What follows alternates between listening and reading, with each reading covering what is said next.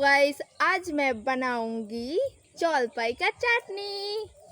জলপাই চাটনি খেতে কে কে পছন্দ করো? আমার তো জলপাই চাটনি খেতে দারুণ লাগে। আর ফ্রিজে রেখে রেখে না জলপাইগুলো নরম হয়ে গেছিলো, এর জন্য আলাদাভাবে আর সেদ্ধ করতে হয়নি। জলপাই চাটনি তৈরি করার জন্য সামান্য একটু তেল গরম করে তারপরে 5 ফোড়ন আর সর্ষে দিয়ে দিয়েছি। তারপরে দিয়েছি শুকনো লঙ্কার। উনুনে রান্না করতে না খুবই কষ্ট হচ্ছিল, ধোয়াগুলো সব চোখের মধ্যে চলে আসছিল। আমি ধোয়ার মধ্যে কষ্ট করে চোখ ডলতে ডলতে চোখের জল বের করে রান্না করেছি। রান্না করতে যে কতটা কষ্ট আজ আমি বুঝতে পারলাম। যাই হোক, তারপর জলপাইগুলো হালকা ভেজে ওর পরে জল দিয়ে দিলাম। এবার দেবো পরিমাণ মতো চিনি, কিন্তু আমি চিনিটা অল্প দিয়েছি বিকজ আই লাইক টক টক। আর এরপর দেবো সামান্য লবণ আর হলুদ। আমি জাস্ট সিম্পলি রান্না করেছি, বেশি মশলা দিইনি, তোমরা চাইলে মশলা দিতেই পারো। সবকিছু দেওয়া কমপ্লিট। এবার শুধু খুন্তি দিয়ে ঘাটবো, আর কি সুন্দর গন্ধ আসছিল।